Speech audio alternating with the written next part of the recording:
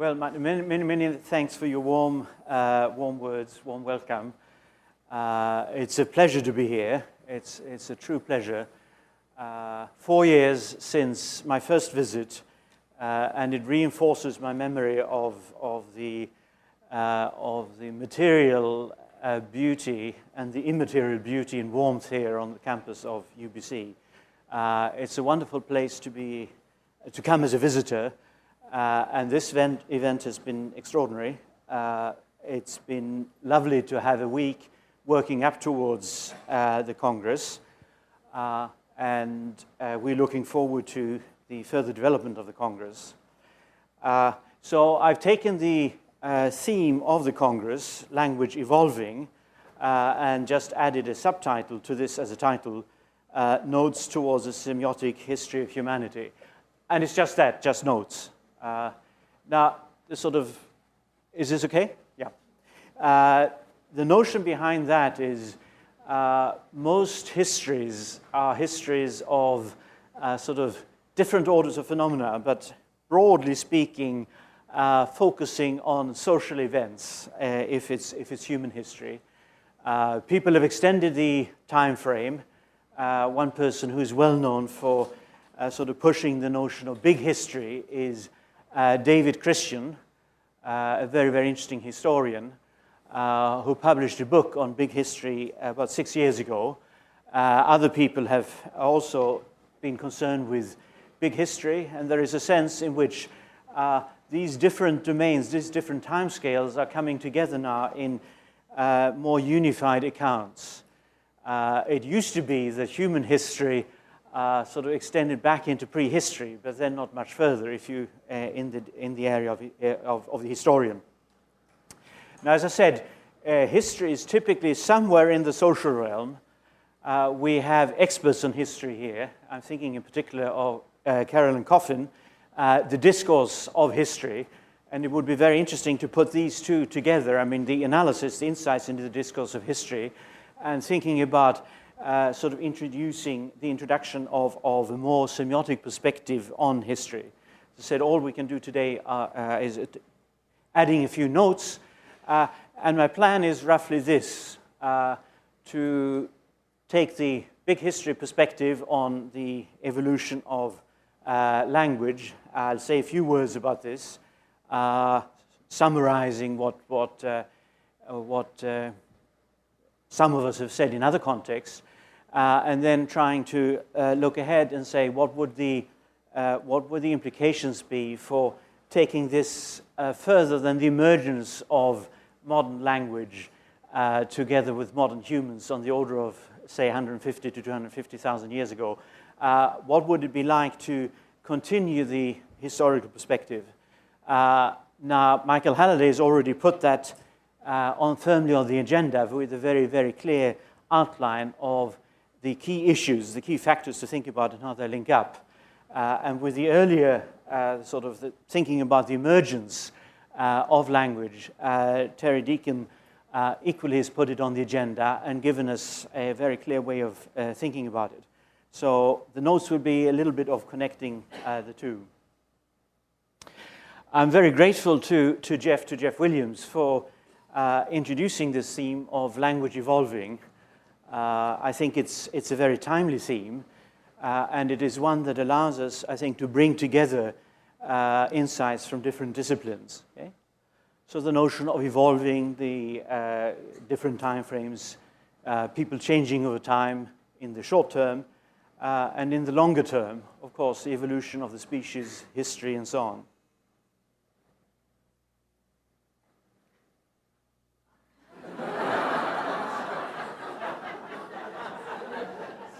And I'm also grateful to Charles Darwin for having introduced the notion of evolution in the first place. And I think the key insights we get from Darwin, Terry Deacon explained to us earlier today. So I'm very, very fortunate to come at this point in the program. After the presentations by Michael and Terry, and soon enough that I haven't forgotten the main points that they made, I hope. What can a systemic functional perspective add to our thinking about evolution in general and evolution of language in particular? Well, one, I think, is it can help us theorize the big picture. With the work in systemic functional linguistics on the different orders of system, physical, biological, social, and semiotic, there is a way of thinking about what people have called the sort of time-ordered cosmogenesis, people like the astrophysicist David Laser. Okay? So there is a way of placing evolution against the background of cosmogenesis and thinking theoretically with a view to language when evolution emerges as a sort of mode of cosmogenesis. Because it doesn't start with the Big Bang, it only comes in with the emergence of living systems, of biological systems. I think, as in so many other domains, the multidimensionality of the organization of sort of systemic functional theory of language in context, or semiotic systems in general in context, this theory is very, very helpful because it gives us a handle on a sort of gradual increase in complexity. So we can think about the gradual increase in complexity in terms of new dimensions emerging or new values along existing dimensions emerging. So we have a way of connecting a fairly simple semiotic system to the very complex kind of semiotic system that all modern languages manifest. And I think this is very helpful, important. Okay? So we don't have to assume a sudden Big Bang or mutation introducing syntax out of the blue, for example. You can see the development. And this, of course, is aided by the work by Michael Halliday, and then Jane Torr, Claire Painter, later stages, Dev Derivanke, for example, on the phases of ontogenesis. Now, we could take a sort of Ernst Haeckel notion of ontogenesis recapitulating phylogenesis, but we could simply take this model of ontogenesis, the three phases, protolanguage, transition, and then into the mother tongue, as a helpful model to think about gradual emergence of complexity and apply that to the evolution of language, phylogenesis. Okay? And that will again centrally involve different dimensions. The notion of language as inherently variable, I think that's very valuable to the perspective of evolution. Okay? So the variability along the different, in terms of the different factors, dialectal, registerial, codal, and so on. We can also use this to think about the evolution of language, the emergence of new varieties, and so on. The Kleiner instantiation is very important. That, as it were, builds in the connection between what happens in the actual now, the instance, to the changing system. And Michael Halliday talked about this yesterday, giving us a sense of the perturbation in the system through every instance, raising issues like the Hamlet factor and so on with highly valued instances.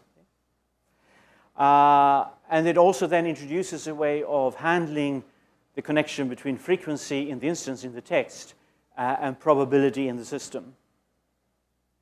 Other contributions in terms of analysis, description, that are very helpful in getting our heads around evolution and language or semiotic systems evolution. The work, recently published work on the analysis of bonobo-human interaction, is very, very helpful in exploring these issues and sorting them out. The work on the evolution of different phases of individual languages, like Michael Cummings' work on English, for example, again gives us a text-based model for thinking about sort of shorter-term evolution within the scope of historical linguistics.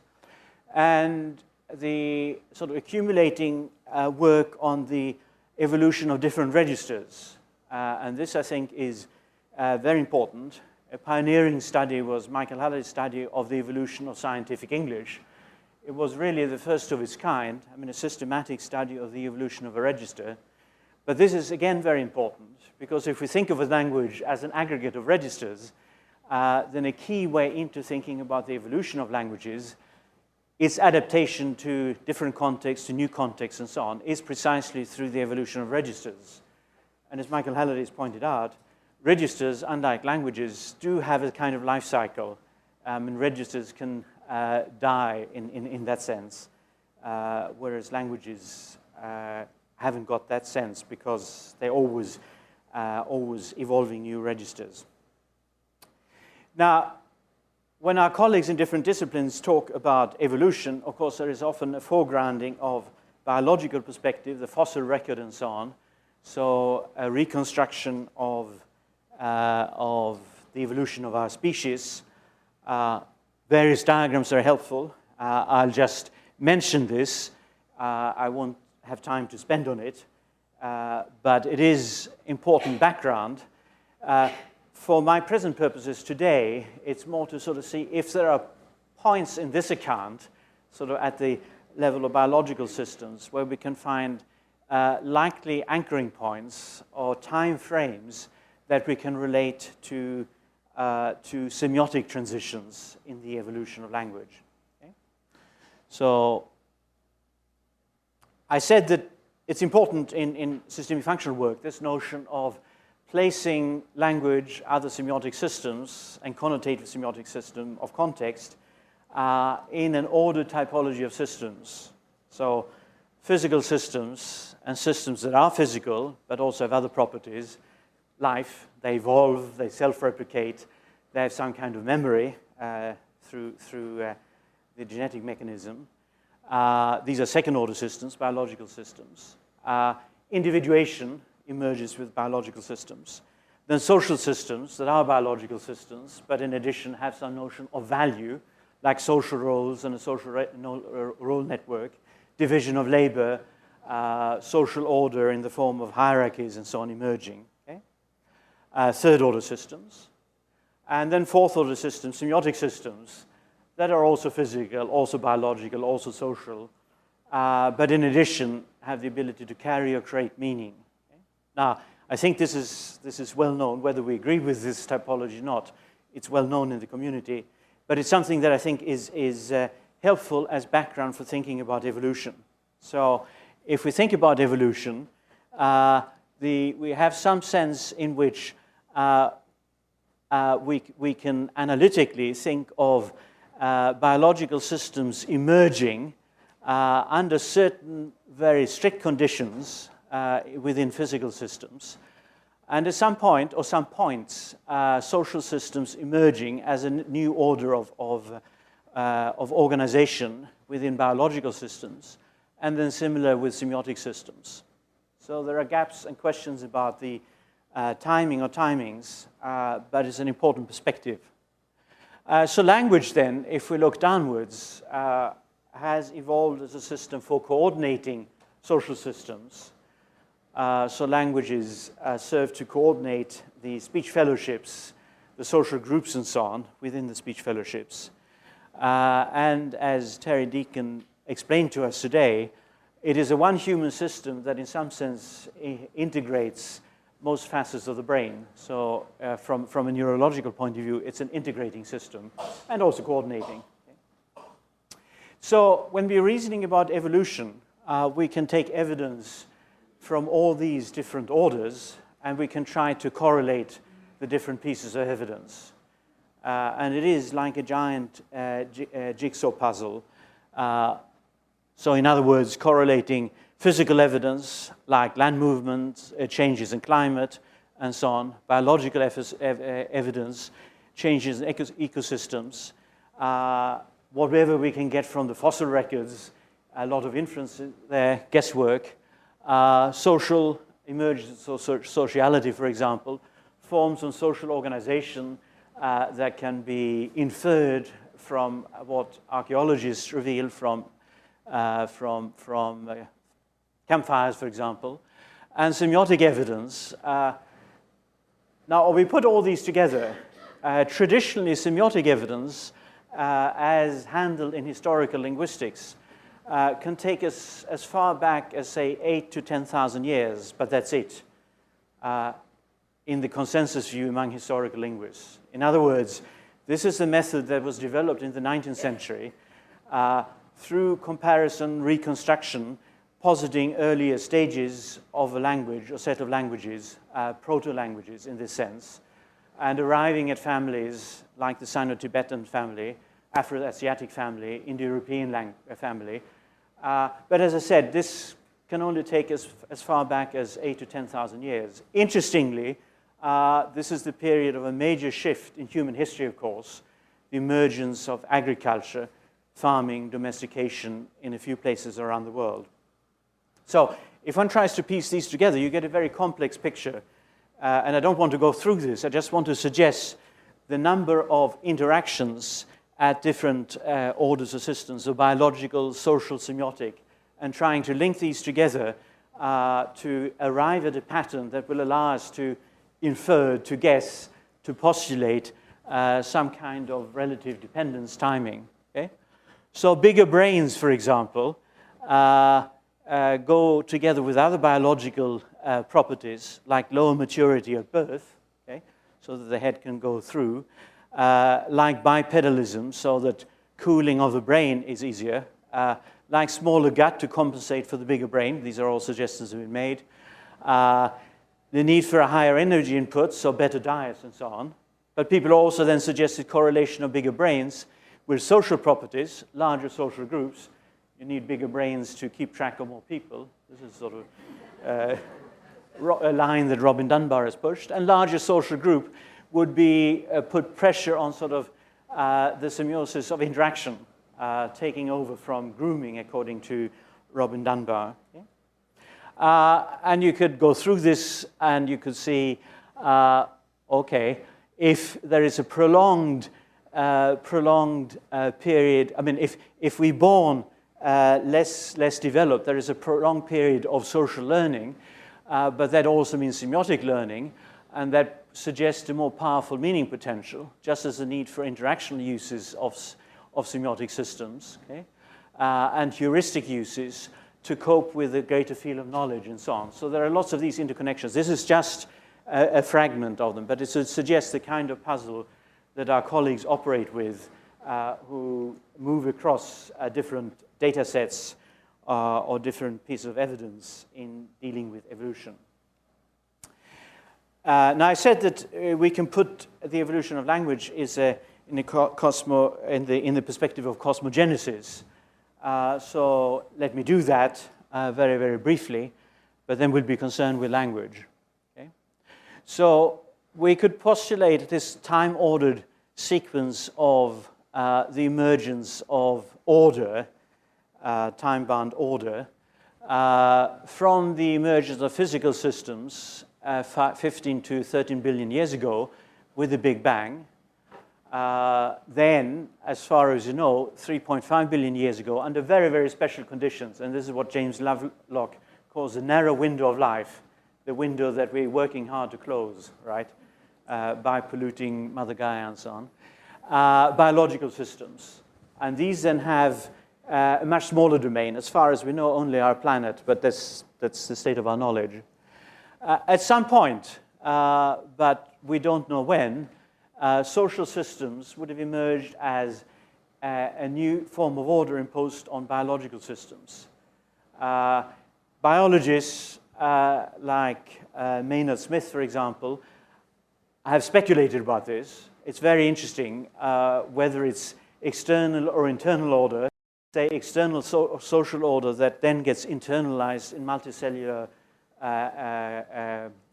living organisms, right? All this is very interesting. But probably several times and in many different environments. And similarly, at some point, semiotic systems emerging out of social systems, again, it would be very, very hard to find a way of determining the time frame. But we can postulate, again, as a plausible guess, that it would have been many times in many different species. Okay? So you remember yesterday Michael Halliday talked about semiosis being likely in at least all warm-blooded animals. Okay? So this is a kind of cosmic time scale. If we then move to human time scale, we could use Michael Halliday's model of ontogenesis as a way of dealing with the gradual emergence of complexity. Okay? And this is something that's been discussed before, but I'll use it as an organizing principle. So within fourth-order systems, semiotic systems that have a fairly small domain of operations, the first to emerge would be proto-languages, with the properties of proto-languages that were first described in the late 60s, 70s by Michael Halliday. Microfunctional, so sort of microfunction meaning that there is a limited meaning potential, highly specialized, tailored, tied to a particular type of situation, and the two are not, as it were, separable. They can't be decoupled. Okay? Then in ontogenesis, from proto-language, there's a gradual shift into the mother tongue. Michael Halliday calls that transitional phase, phase 2 in ontogenesis. Just to have a term for thinking about in phylogenetic terms, I would suggest we go from proto-language to archaic language. Okay? So it has some of the same features as the transition into the mother tongue in ontogenesis. And then archaic language gradually transforms into modern language. Now here I suggest, just as a way of exploring this, archaic language would have emerged on the order of 2.2 million years ago, with the first evidence, according to the fossil record, of expansion of the brain, okay? Homo habilis, so before Homo erectus. And it would have lasted quite a long time. Now, in ontogenesis, the transition is pretty short, but that's because there's a model around. Okay? Here, of course, it all had to be through processes of without a model. So I think it's quite plausible to say it would have been taken on the order of 2 million years with a gradual evolution of archaic language. And we have various indications that something was happening along the way, like a record indicating a vocal tract, say on the order of 450,000 years ago. So suggesting that this archaic language was changing.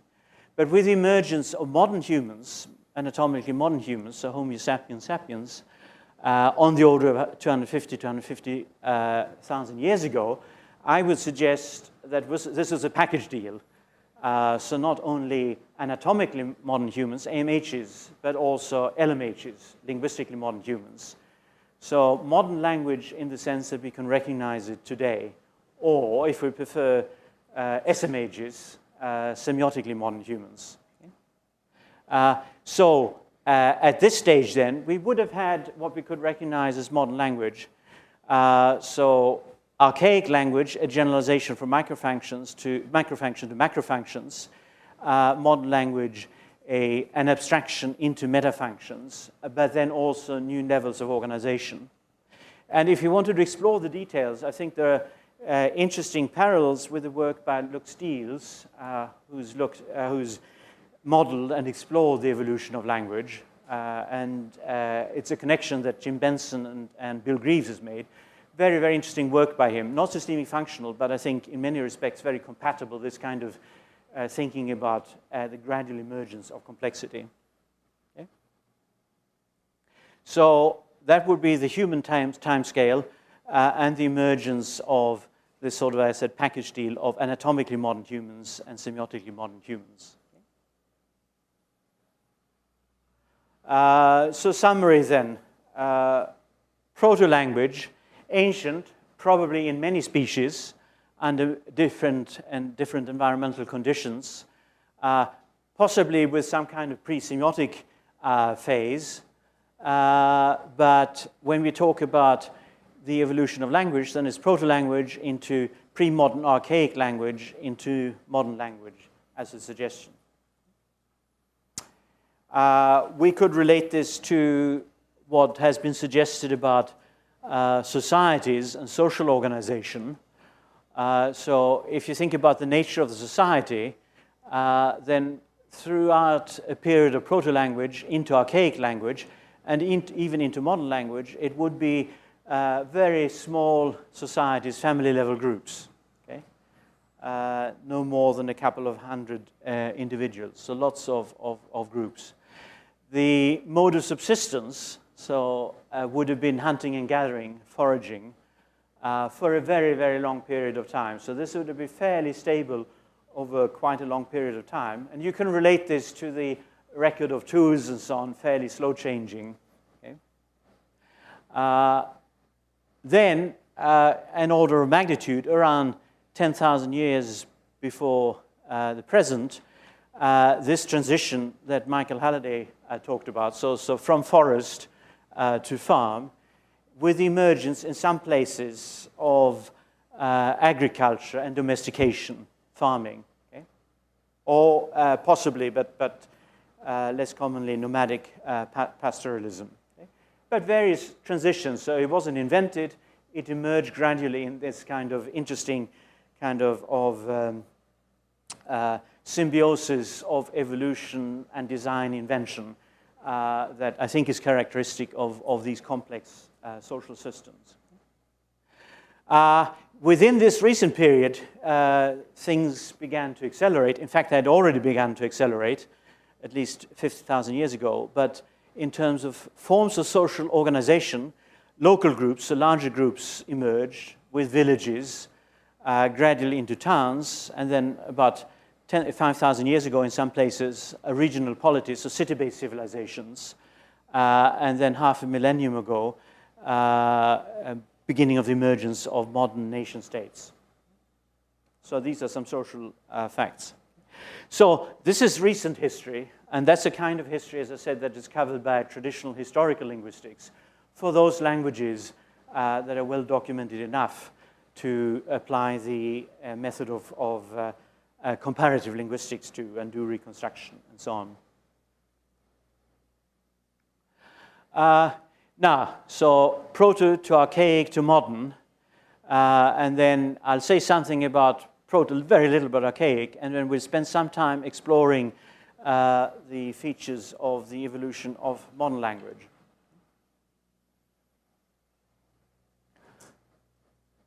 So first proto, then archaic, but then into some more detail with modern. Phase one, when did it start? Very hard to know. Maybe with the emergence of primates. Foley has characterized, the anthropologist, primates as a sort of very, very sociable species. So maybe that went together with the emergence of something that we recognize as proto-language, but it may be much earlier. There are very complex considerations to sort of reason about the timing. I think then up to the sort of first, what people talk about is a sort of burst of the expansion of the brain. Now, we could go into details, and we could try to correlate this across evidence from physical, biological, social, and semiotic systems. And we could reason about phase one in particular, and we could try to find correlations. I will make sure that these diagrams are available. Some of this is documented in earlier publications. But it would take us too far now to go through that evidence. But it's part of the guesswork, the jigsaw puzzle, as I said. Okay? Take just a brief detour again into ontogenesis. So the very beginning in the case study of Nigel that Michael Halliday carried out many years ago now. So the very first version of Nigel's proto-language, there were 4 recognizable microfunctions. And so with the very early stage of this this proto-language, Nigel could use language, his proto-language, to satisfy his own material needs in terms of goods and services, to exert control over the behavior of others. So sorry, the first is instrumental, Halliday called instrumental. To exert control of the behavior of others, regulatory, to establish and maintain contact with those that matter to him, interactional, and to express his own individuality and self-awareness, personal. Okay? So these are little meaning potential, each as it were separate, is dedicated to a particular type of situation. Now, people have had lots of suggestions for the very early emergence of something that we could interpret as proto-language. They've emphasized different aspects. Robin Dunbar, for example, suggested the language emerged as a substitute for grooming, and so that's putting the spotlight on interactional context. As far as I can see, it makes more sense to assume that it was, in some sense, plurifunctional from the beginning, okay? That these gradually emerged in different contexts and provided the conditions for learning how to mean in the species, and then the material for further developments into archaic language. So I see no reason to sort of enhance one among the others and say that this was the only reason why language emerged. Okay.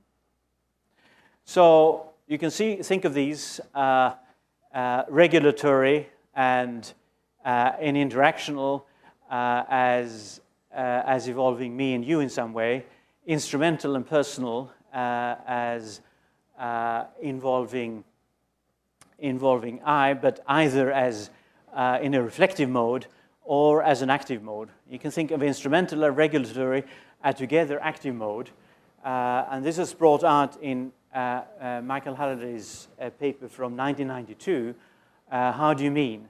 Sort of exploring the sort of dimensionality of these early microfunctions. Similarly then, you could take the interactional and the personal as reflective modes of meaning. Okay? Previews, in a sense, of later functional organization and development. So as I said, at this stage, microfunctions equal uses. So they're equal uses, and we can look at them then doing something that is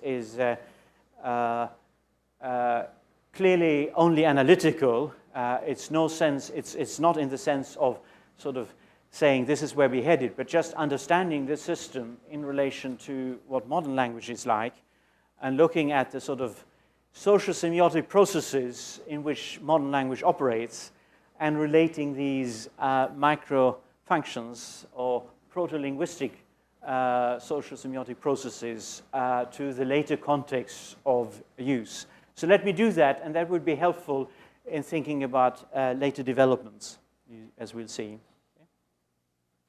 So I think this is familiar to most of you. One attempt at exploring activity within field, so social semiotic processes, say expanding knowledge about phenomena in general, reporting on some flow events, or sort of recording an inventory of things or places, recreating imaginatively some aspect of typically human experience, sharing personal values, experiences, doing something, language in action, where language would only come in to facilitate the action, recommending some course of action, either advising somebody or promoting something for my own sake, enabling some course of action, instructing somebody or regulating their behavior, exploring values, ideas, alternatives, and then back to expounding.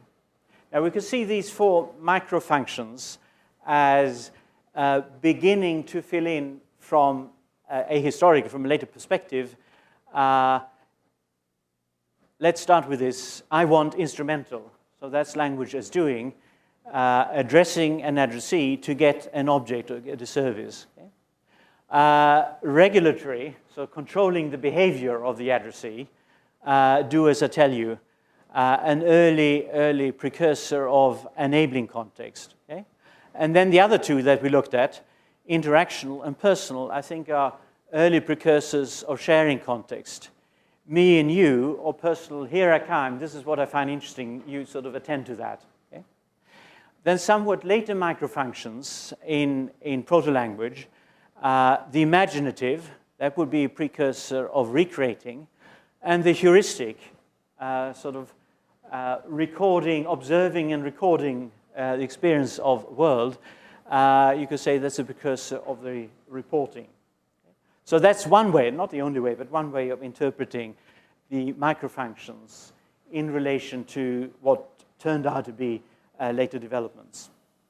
Phase two, and here I will be very, very brief, archaic language. So it's a very, very long period of development, we have interesting piece of evidence to go on here, including slow changes in the tool set, fairly slow. Experts have classified different tool sets and so on. The emergence of fire, from which you can infer a certain form of social organization, maybe changed from raw to cooked, so difference in diet.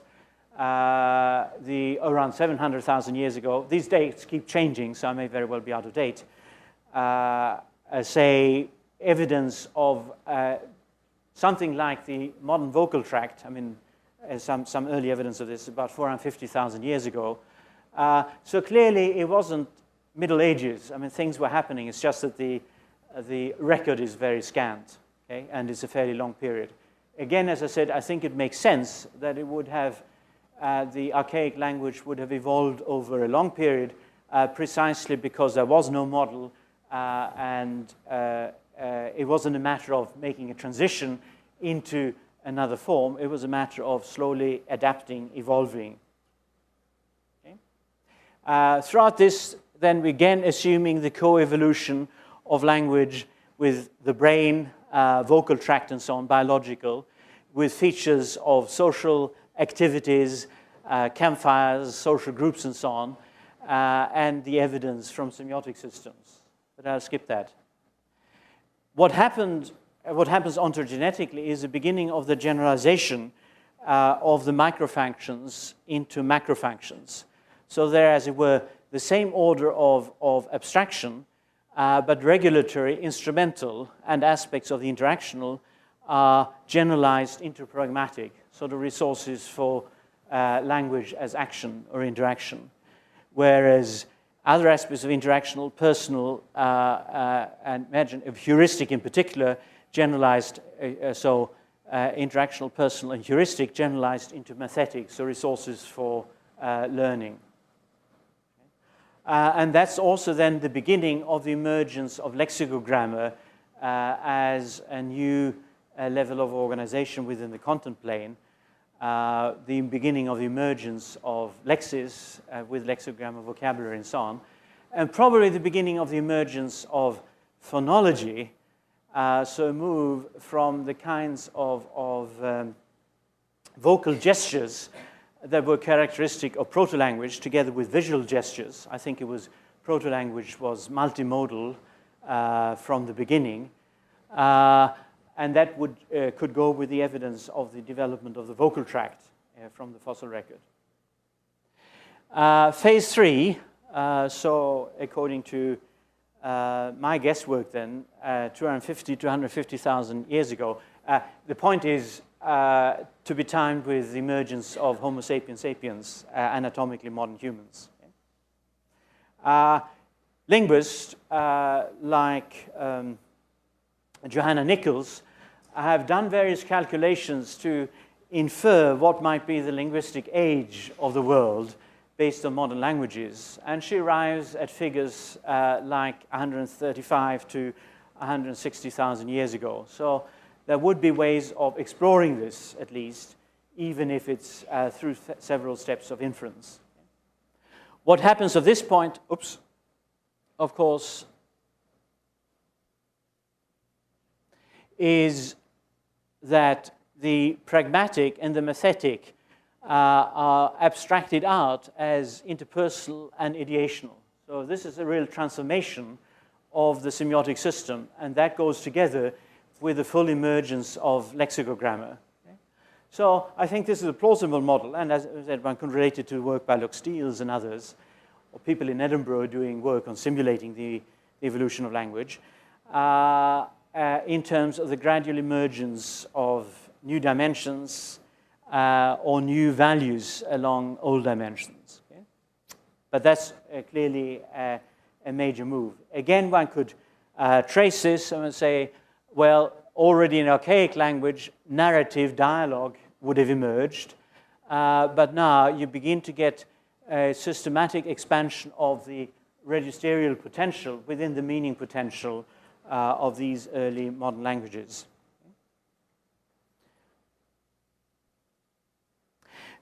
The challenge now is, in some sense, some people who look at the evolution of language would say, job's done. Okay?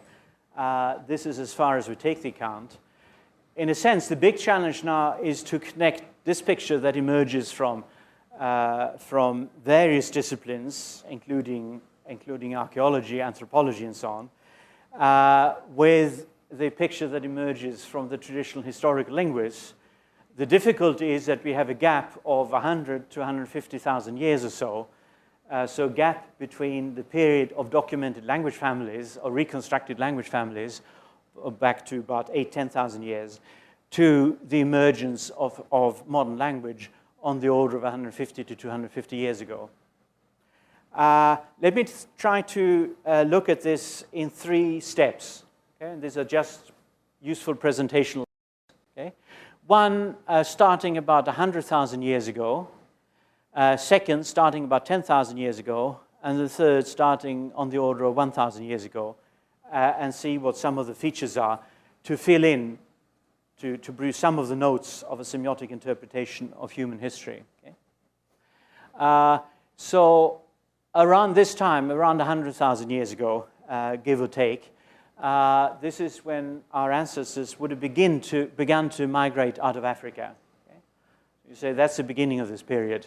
The period ends, and we could say ending of this period or beginning of the next period, with the very gradual emergence of agriculture and settlement, and then also in terms of the study of the history of languages, with the proto-languages of the language families that historical linguists have recognized. Okay?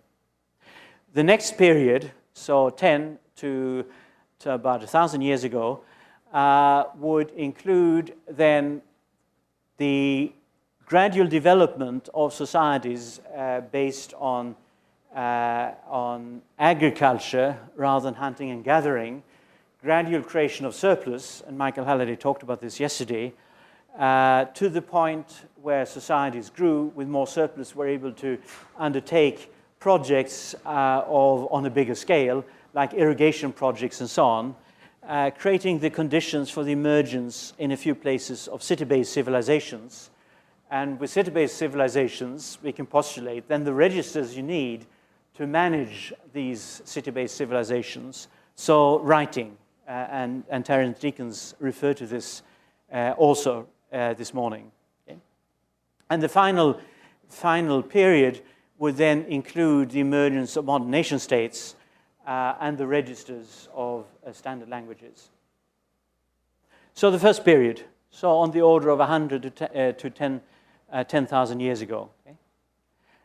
I should say this is a period where there's been a lot of animosity among certain linguists in terms of how far you can push back the sort of envelope of inference about language families. Okay? And on one side, you have people like Joseph Greenberg, Merritt Rudin, using techniques that Greenberg said had begun to develop in the 1950s and used arguably very successfully in his work from the early 60s on language families of languages spoken in Africa, and then also much later in the late 80s applied to languages spoken in the Americas, and that was the beginning of a very, very acrimonious debate. It's not finished, but Greenberg himself, of course, died a decade ago, but the issues are still, in a sense, up in the air. So there are the more traditional historic linguists who say you can't make any assumptions unless you can reconstruct, and you can only reconstruct back 8 to 10,000 years. Okay? So these macro families, like Nostratic, like Nardene, and Uto-Aztecan and so on, that Greenberg postulated in his account of the language families of the Americas, these are certainly contested.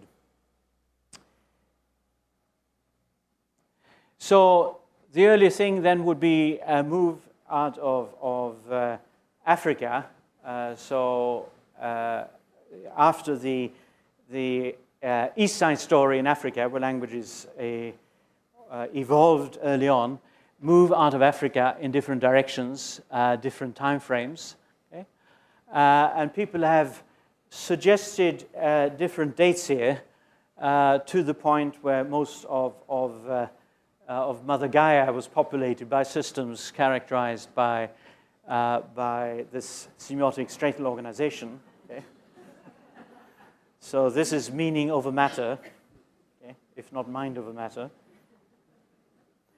And there are various accounts based on to a large extent, on genetic analysis. Cavelli-Sforza has worked with this, and together with Merritt-Rulin and Greenberg, they did some work trying to correlate with the macrofamilies. This is a map taken from a book by Oppenheimer from about 7 years ago. But the point is there are suggestions for the gradual migrations of population of all parts of the inhabitable world and suggested dates. The earliest then would be on the order of 100 to 85,000 out of Africa into Europe 46 to 50,000 years ago, further east into Eastern Eurasia on the order of 20 to 30,000 years ago. A lot of discussion of the crossing into the Americas. Dates have been given between 30 and 12,000 years ago. And then into Australia. And again, this is contested, but somewhere between 60 and 40,000 years ago. Now, whatever the exact dates are, one thing that seems very, very interesting from a sort of linguistic or semiotic interpretation of history is that this would give us a sort of domains or patterns of interaction, exchange, contact that sort of separated Australia from the rest of the world on the order of 65 to, it should be 40,000 years. So a very long separate evolution in Australia. Not as long, but very, very long separate evolution in the Americas, 25 to 13,000 years. And that's quite interesting. So what we can say is the rest of the world, one way or another, was connected. People have begun to talk about Eurasia, sort of correcting the traditional sort of Western European world view of history, and seeing Eurasia as a major domain of interaction, flow of goods and services, information in both directions. Okay? And Michael Halliday yesterday made the very, very important points that it's thanks to the Mongolians that the modern world became possible, the kind of internationalization that they paved way for, creating an empire that connected a very, very large part of Eurasia, made trade possible in a new way, and so on. But we can extend it, and it's really the Afro-Eurasian history, okay? Because these networks, trade networks, extended to North Africa, East Africa, and so on. So this is a more or less continuous history, obviously with residual areas like the Khoisan in southern Africa, pushed further and further south by migrant Bantu farmers, like people around the speakers of languages in mountainous areas throughout Eurasia, other isolates like this. It's also interesting to note that if you look at the guesses at the world population from around 400 BC or before the Common Era to 1500, you see the graphs that are suggested for the world and for Afro-Eurasia are essentially the same patterns. Whereas the Americas, and sort of apart from periods of major setbacks like the Black Death in the late Middle Ages, whereas the Americas, a very, very slow population growth. Okay? And so it's very, very interesting to think about the Americas. The problem is, of course, that Europeans colonized the Americas just as two interesting new developments had sort of begun to settle, the Inca and the Aztec polities, right? So we don't know what would have continued, but that broke the isolation from 25 to 13,000 years or so, okay? Now, so what was the world like before the emergence of agriculture? Well, it probably had its greatest linguistic diversity ever. So we've probably been losing languages ever since, okay? Sadly enough. This loss of languages, of course, accelerated, and we're in a period of enormous acceleration. But we're in a period of enormous acceleration along many different dimensions, according to which you can measure change. Okay? At this time, we probably had small groups speaking small languages, leading non-settlement lifestyles, so hunter-gatherers. Okay? Probably, very likely, so let me say, what might have been a typical language at the time? Try to take some features of a typical language. Well, speakers, probably no more than a few thousand, and they're often multilingual. So in a recent book by Nick Evans, linguist based in Australia, called Dying Words, he has, I think, very persuasively suggested that if you look at the evidence from small languages today and project backwards, it was probably monolinguality was probably completely atypical. Now, in some corners of the world, we think of it as a norm. It wouldn't have been the norm. Rather, multilinguality would have been the norm. And Nick Evans also suggests that the Tower of Babel story has it all wrong. That's not how it happened. But multilinguality was actually not, as it were, a bug. It was a feature. Okay? It was a feature of human societies, not a bug. Okay? Meaning that human societies thrived on multilinguality. It was a mark of groups, and it was very much part of the way that communities would have lived at the time. If we think in terms of field, I've already said subsistence would have been hunting-gathering, not necessarily a bad lifestyle, with the potential for a lot of leisure time, maybe leisure time to create recreative text, narratives, and so on, but with the need to move around, of course, and would be very, very rare conditions under which a surplus could have been created. Okay? So very few examples of hunter-gathering societies able to produce a surplus. Okay? Tenor, so in terms of power, egalitarian, no hierarchy, people suggest. Contact, essentially knew everybody else, okay? So familiarity, or at least you knew their place in society. Okay? Code, and this is drawing on relating work by Mary Douglas, restricted in Bernstein's sense, rather than restricted and elaborated. So elaborated codes would have evolved much later. Okay? Generational memory, a few generations, so the kind of memory that oral history could support. So society, family-level groups, gradually into local groups, and language as a symbol of group identity. Okay? Domain of operation, so local rather than regional or global. So therefore construing local environment and enacting local relationships. And we could continue, but this is a way of trying to get a sense of what a typical language at the time might have been like. The next period then is the emergence of agriculture and domestication and city-based civilization. So when we think about this in the different orders of system, it seems very clear that if we think about this broadly process of change, evolution, and Terence Deacon reminded us this morning that we have to be very careful in the conception of evolution and the sort of complementarity of evolution and design, or intervention, as it were. There is a sense in which the story gradually ascends, as it were.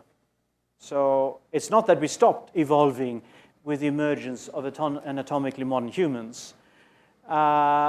We continue to evolve very clearly, but as Terence said, in a domesticated way, but also that in the total sort of sense of information, social and semiotic systems begin to take over. And as they take over, that means that the conditions for faster evolution or faster change are in place. So with the emergence of anatomically modern humans and social and semiotically modern humans in some sense, we had what David Christian called, and others have talked about this too, a collective brain. So David Christian said the mistake people often make is they compare one chimpanzee brain to one human brain. And David Christian, as a big-time historian, says this is a mistake. You should compare one chimpanzee brain to hundreds of human brains. Okay? In other words, the kind of collective social semiotic brain that language can create and help maintain once language has emerged. So it's interesting to think about this in terms of the collective knowledge, information, data sharing, and so on. And one key point there was the emergence of modern language. If you track social semiotic, biological semiotic divergence, evolution, okay, you can look at different patterns, and you can say, well, socially, hunting, gathering, and then agriculture with technology, administration, later industry, and so on. And you can look at it from a tenor point of view and see what are the changes. So all these are possible to try to put into the puzzle if one had more time to delve into the phase 3.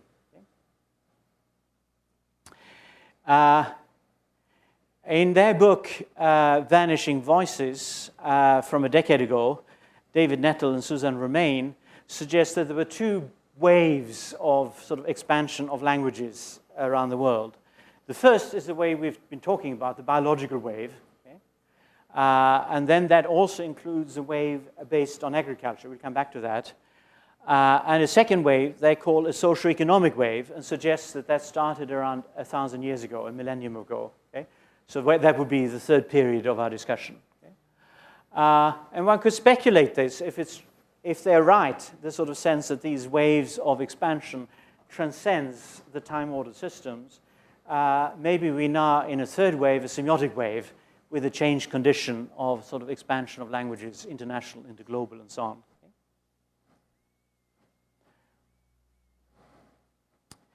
on. So part of their biological wave is then the expansion with agriculture, and that picture has gradually fallen into place.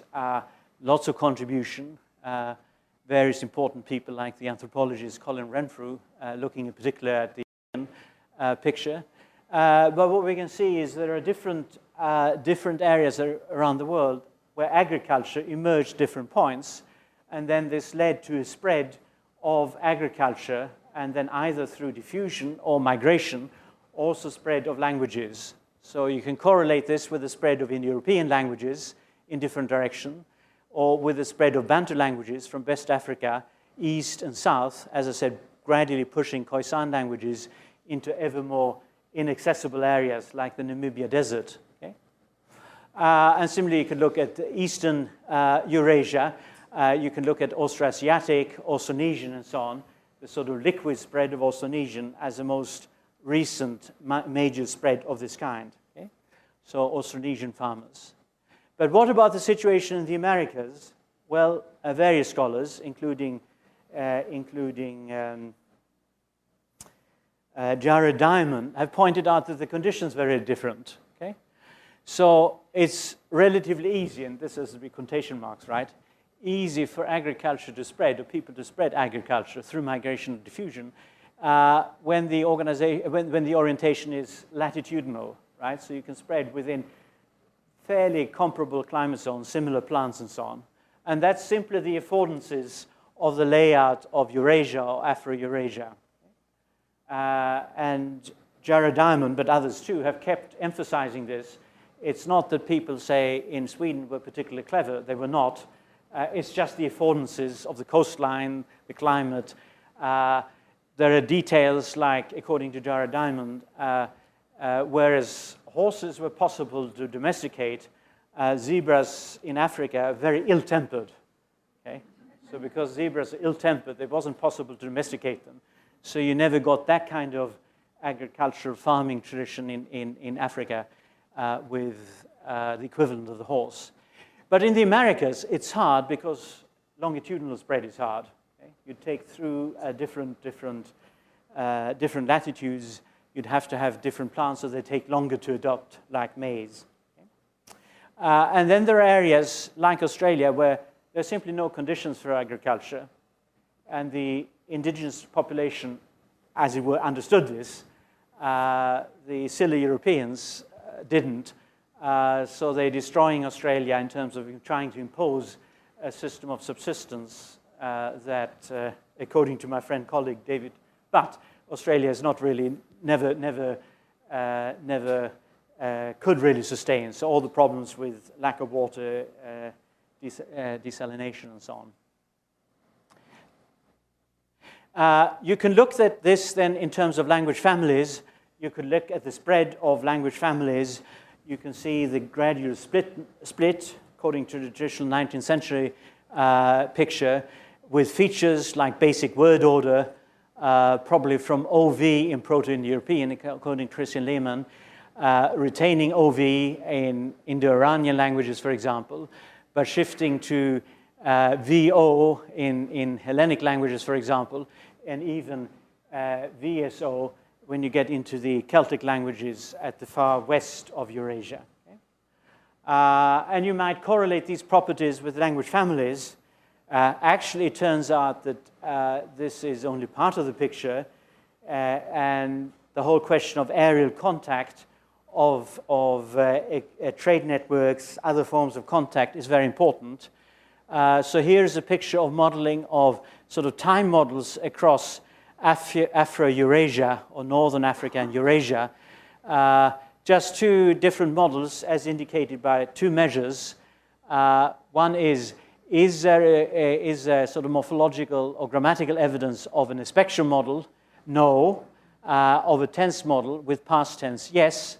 Okay, so you see that Western Eurasia is dominated by languages with no aspect but a tense system with past tense. Okay, but then there is quite an extensive region involving different language families, Indo-European, different branches of Indo-European, including Romance and Indo-Aryan, and Semitic languages, for example, Slavic languages here, with a mixed system of tense and aspect. Okay? But this is then a whole region where you can identify this.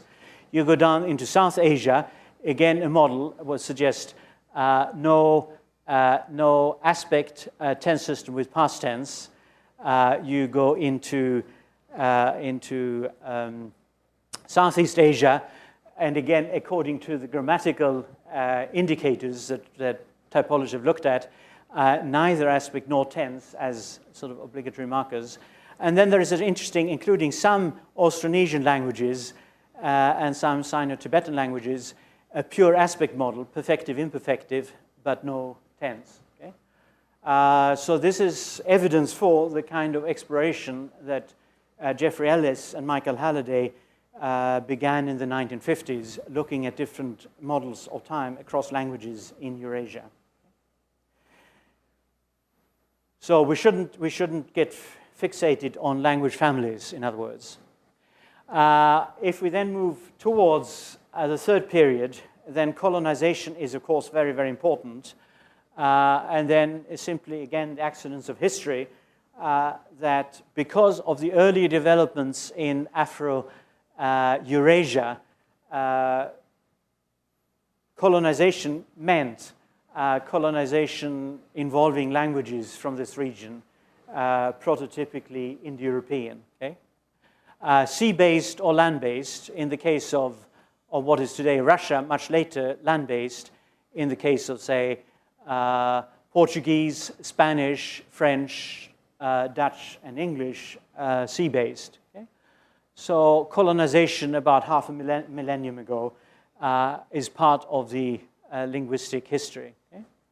So if you look at this, there's a sort of sense of these languages that originated in parts of Eurasia gradually coming to dominate other parts of the world.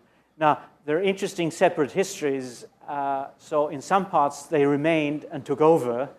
And that's the case of large parts of Latin America, for example. In other places, they didn't. And this is something that Nick Osler has explored in his book, Empires of the Word. Okay? Empires of the Word.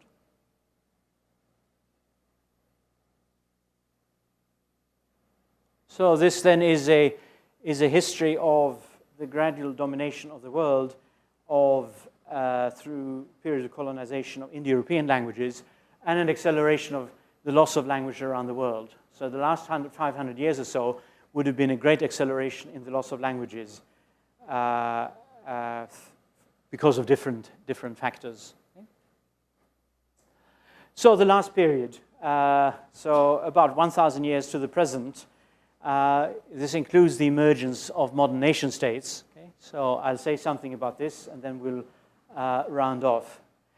Now it becomes increasingly possible to adopt a registeral perspective. It has already been possible, say with the emergence of writing, either through the written record or what we can infer from what writing was used for. You begin to reason about evolution of language in terms of the evolution of language as an aggregate of registers emerging, disappearing, and so on and so forth.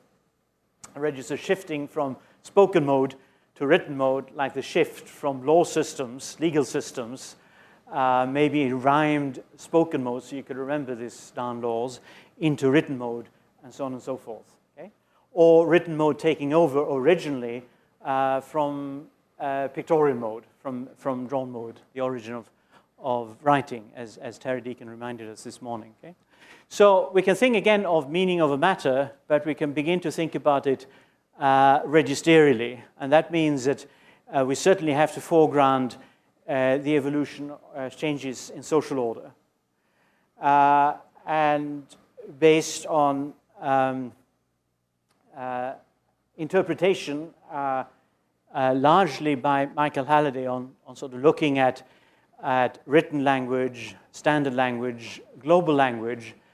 We can say that, looking a bit further back, we can say that this has been a gradual shift in the sort of size of languages measured in terms of the number of people, but also measured in terms of the domain over which they operate, purely in physical terms, or physical social terms. Okay? So for most of human history, languages covered at most a few thousand speakers, very small domain. I mean, speakers kept moving around, but they never dominated much of the planet, right? But if you say from the emergence of modern language, you've had spoken languages, and their domain would have been small communities, as I said, on the order of a few thousand at most. Then emergence of languages with a written mode, okay?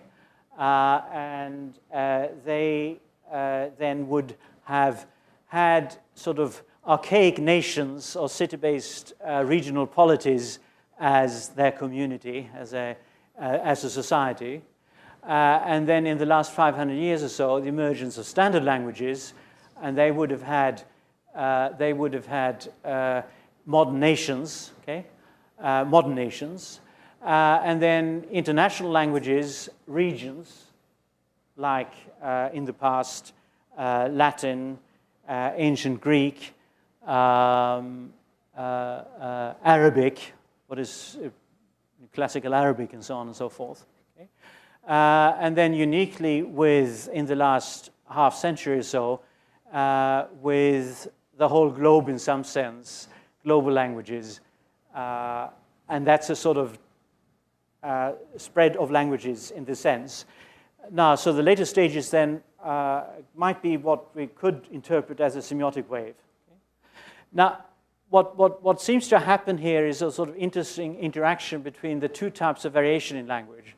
So dialectal variation, even writ large, involving different languages, and diatypic or registerial variation, and the different combinations over time.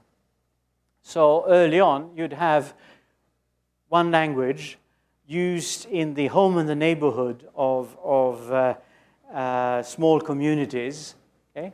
Possibly involving other languages for commerce, trade, exchange, maybe shared rituals. Okay?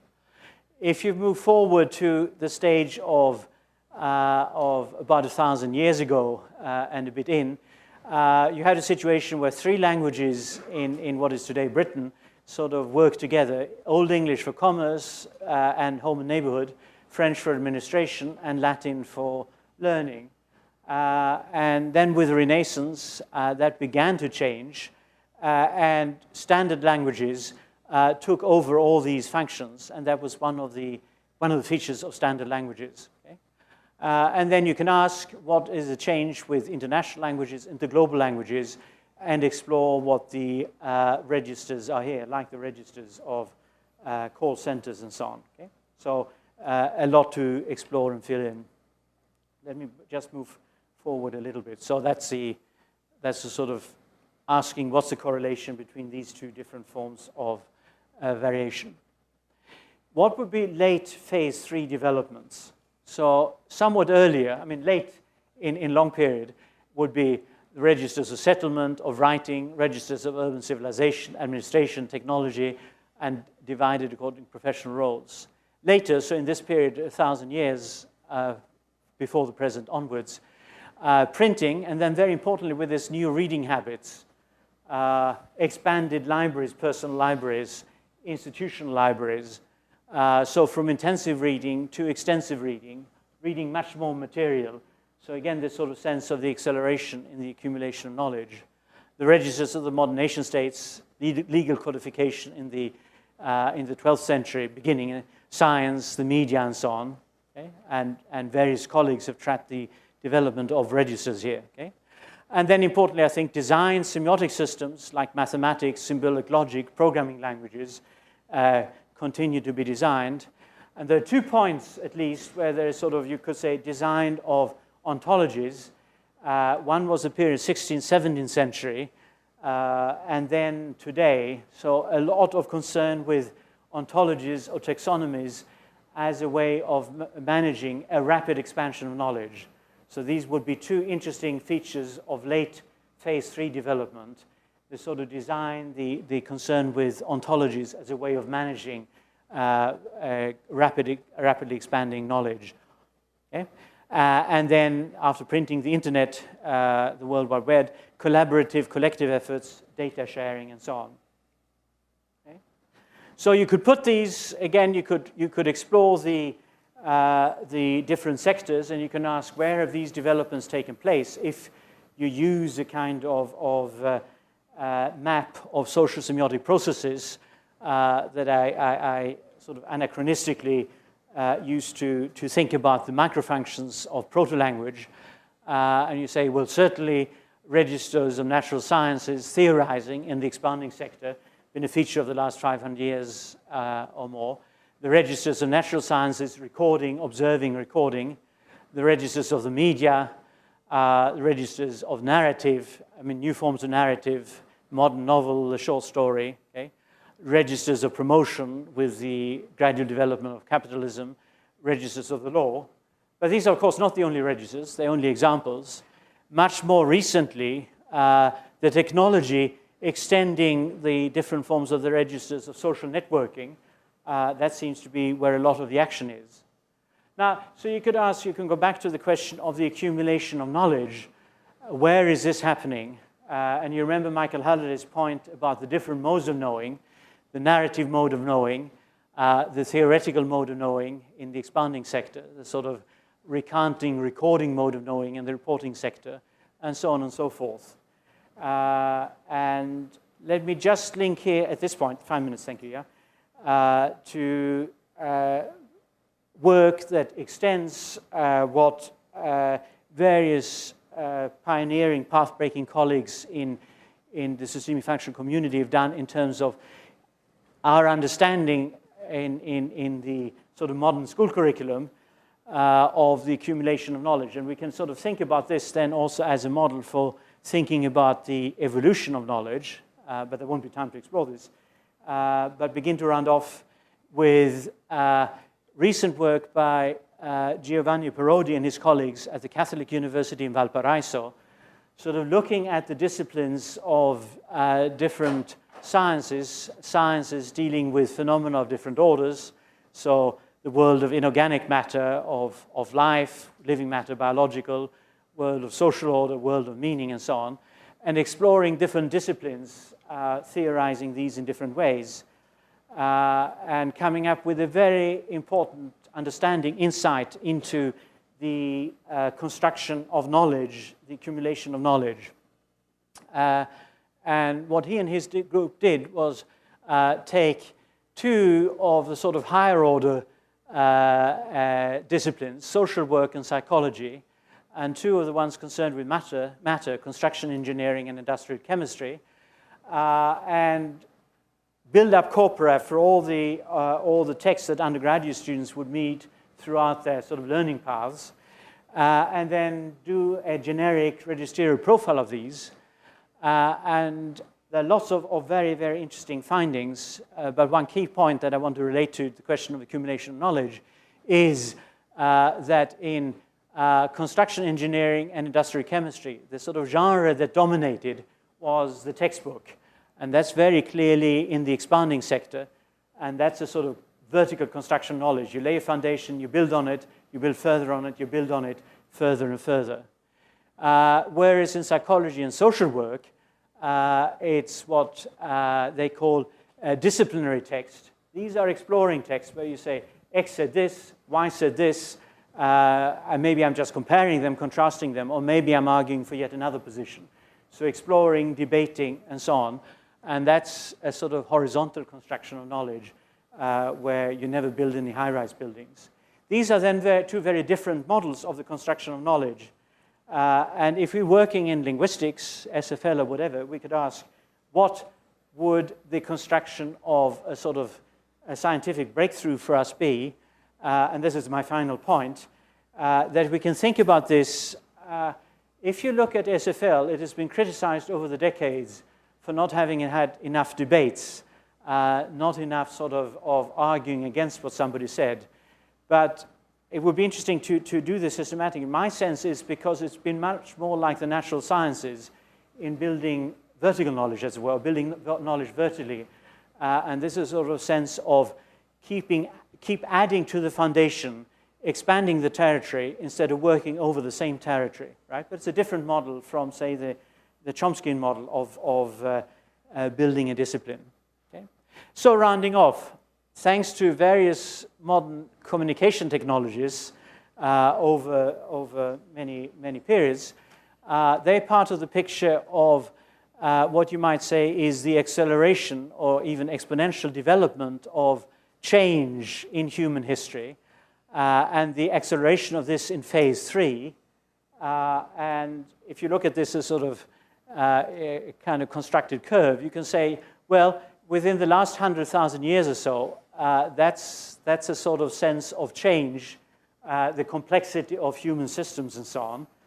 But we can now use these technologies, I would suggest, in the period of late modern phase, where we have social learning, collective knowledge, and so on. And I think this is the final point. A way forward for SFL is to use these technologies to build on this development of the collective brain that became possible 150 to 250,000 years ago. Now there is another sort of potential breakthrough in collective knowledge or collective meaning, collective work. We get this under different headings, like data sharing, like reuse of resources, and so on. And there is there are a number of initiatives within the SFL community. One important one is called the Initiative for a Repository of SFL Resources. And the key person here is Sabine Bach.